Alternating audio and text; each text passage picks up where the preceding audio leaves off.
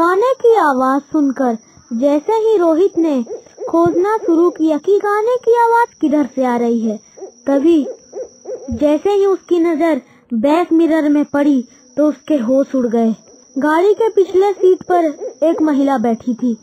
वो बहुत ही खूबसूरत लग रही थी। उसके बाल बिखर कर उसके चेहरे पर आ रहे थे और उसकी खूबसूरती को बढ़ा रहे थे।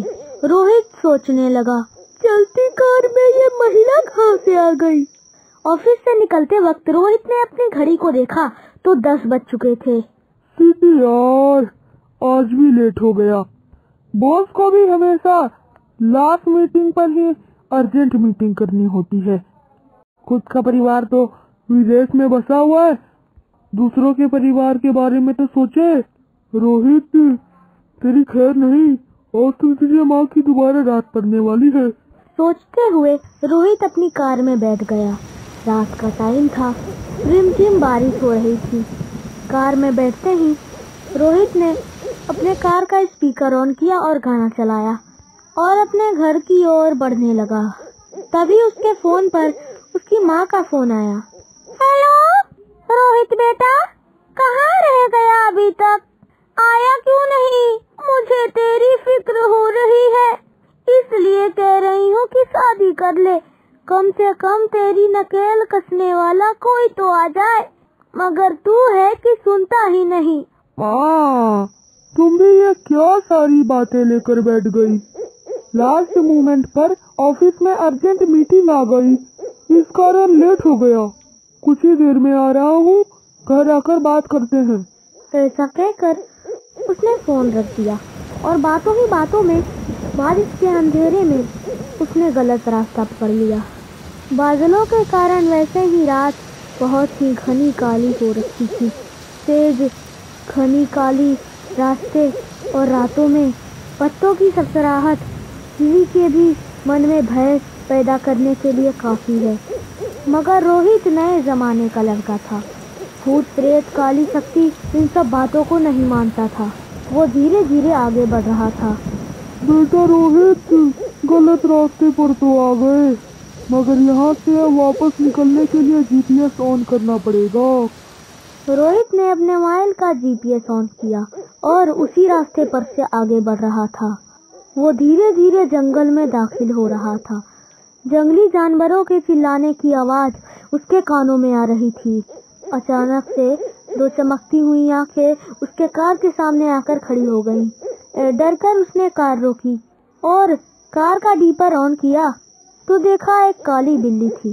कार की रोशनी में वो बिल्ली वहां से भाग गई। बिल्ली के तुरंत भागने के बाद ही जंगली जानवरों के चिल्लाने की आवाज तेज हो गई। रोहित ने बचपन में कहीं सुना था कि अगर कुछ अनहोनी होने वाली हो तो जानवर जोर जोर से रोने लगते हैं। इस तरह जोर जोर से जानवरों के रोने पर अब रोहित को थोड़ा डर लगने लगा था। रोहित ने अपनी कार की स्पीड बढ़ा दी। वो कुछ दूर चला ही था कि रास्ते में लगे बोर्ड को देखकर उसे लगने लगा कि उसने तो अभी ये रास्ता पार किया था। लगता है ये मेरे मन का वहम है। रोहित गाड़ी को वहाँ से निकालने लगा, मगर कुछ पल के बाद रोहित उसी बोर्ड के सामने से निकला। लगता है जीपीएस गलत बता रहा है। एक ही जगह घूम रहा हूँ, मगर यहाँ से निकलूं कैसे? किसी को मदद के लिए बुलाना होगा। यह सोचकर उसने मोबाइल अपने हाथ में लिया तो मोबाइल में नेटवर्क नहीं था। बिना नेटवर्क के जीपीएस चल रहा था। अचानक से चलता हुआ म्यूजिक प्लेयर बंद हो गया। उसने म्यूजिक प्लेयर को ऑन ऑफ करके चालू करने की कोशिश की, मगर वो ऑन नहीं हुआ। अरे, ये डरावने मंजर में ये गाना ही सहारा था, वो भी बंद हो गया। आज का तो शायद दिन ही खराब था। पहले बॉस, फिर माँ और अब ये सब। रोहित बेटा, जल्दी से यहाँ से निकलने के बारे में सोच। तभी एकदम घर आवाज में उसके कानों में गाने की धुन सुनाई दी।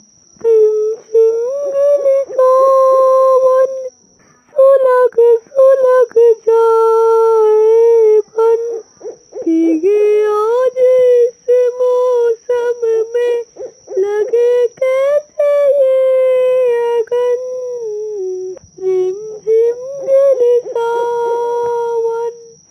की आवाज सुनकर रोहित ने गाने की आवाज कहाँ से आ रही है ये ढूंढने के लिए आसपास देखा तो गाड़ी के बैक मिरर में देखकर उसके होश उड़ गए। गाड़ी के सीट पर एक महिला बैठी थी। वो बहुत ही खूबसूरत लग रही थी, जिसके बाल बिखर कर उसके चेहरे पर आ रहे थे, जो उसकी खूबसूरती को बढ़ा रहे थे। रोहित सोचने लगा, चलती कार में ये महिला कैसे आ गई? रोहित उस महिला से कुछ बोल पाता उससे पहले ही वो महिला उसके साइड वाले सीट पर बैठ गई। अचानक ये महिला आगे कैसे आ गई, ये सोच रोहित उसकी तरफ देखने लगा। उसे इस तरह देखते देख महिला मुस्कुराकर बोली, अभी तो तुम गाना सुनने के लिए अपना टेप रिकॉर्डर चेक कर रहे थे और अब मेरा गाना सुनकर हैरानी से मुझे देख रहे हो। क्यों, तुम्हें मेरा गाना पसंद नहीं आया? वो महिला जितनी ही दिखने में खूबसूरत थी, उतनी ही उसकी आवाज कर्कश और डरावनी थी। रोहित की तरफ उसने दोस्ती का हाथ बढ़ाकर कहा, मैं रोहिणी, और तुम? इस बार उसकी आवाज बहुत ही सामान्य थी। रोहित को कुछ समझ नहीं आ रहा था कि उसके बातों का क्या जवाब दे, क्योंकि वो उस महिला की हरकतों से हैरान था। रोहित खामोश था कि अचानक वो महिला कर्कश आवाज में बोली, तुमने मेरी बात का कोई जवाब नहीं दिया। वो ऐसा कहकर वो रोहित को घूरने लगी। रोहित को थोड़ा डर लग रहा था। तभी वो महिला फिर से सामान्य आवाज में बोली, अभी थोड़ी देर पहले तुम अपनी माँ से बात कर रहे थे शादी के बारे में ना? शादी के बारे में क्या ख्याल है? कैसी लगी मैं तुम्हें? मुझसे शादी करोगे? रोहित वैसे ही बहुत घबरा चुका था। अब अचानक से उसके शादी का सवाल सुनकर रोहित के चेहरे पर पसीना आ गया। अपने रुमाल से वो पसीना पोंछकर उससे पूछने लगा, तुम अचानक से मेरी कार में कैसे आ गई? अचानक कैसे? मैं तो तुम्हारा ही रास्ता देख रही थी। बोलो, शादी करोगी मुझसे? रोहित कुछ भी नहीं बोला तो लड़की गुस्से में उसके ओर देखने लगी। क्या हुआ, कोई जवाब नहीं है? मैं तुम्हें पसंद नहीं? पसंद, शादी, व्हाट नॉनसेंस।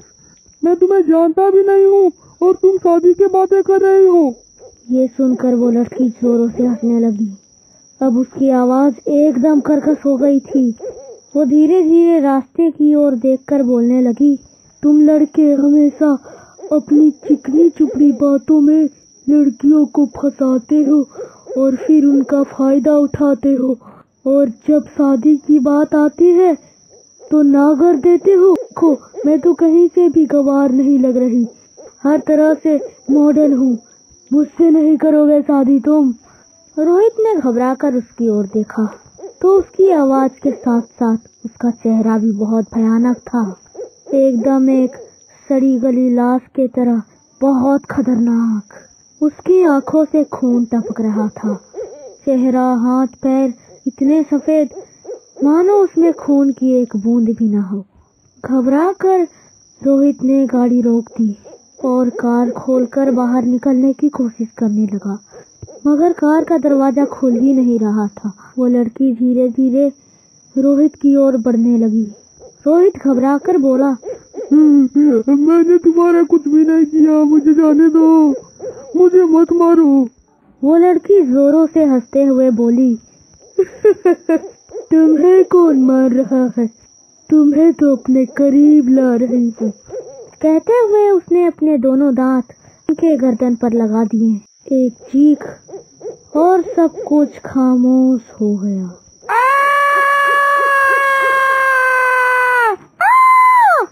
अगली सुबह रोहित के कार के आसपास भीड़ जमा थी।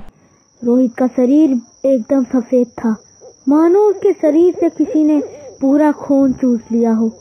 पुलिस वाले उसकी कार के आसपास खड़े होकर बातें कर रहे थे। पिछले 6 महीने में इस तरह से पड़ी हुई है आखिरी लाश है, मतलब 8वीं लाश है। कोई सुराग भी नहीं मिलता है, इसलिए तो इस रोड पर रात को आना जाना मना है। लोगों को नो एंट्री बोर्ड भी नजर नहीं आती। इंस्पेक्टर अपने बातों को बोल रहे थे और दूर 2 आंखें चमक रही थीं।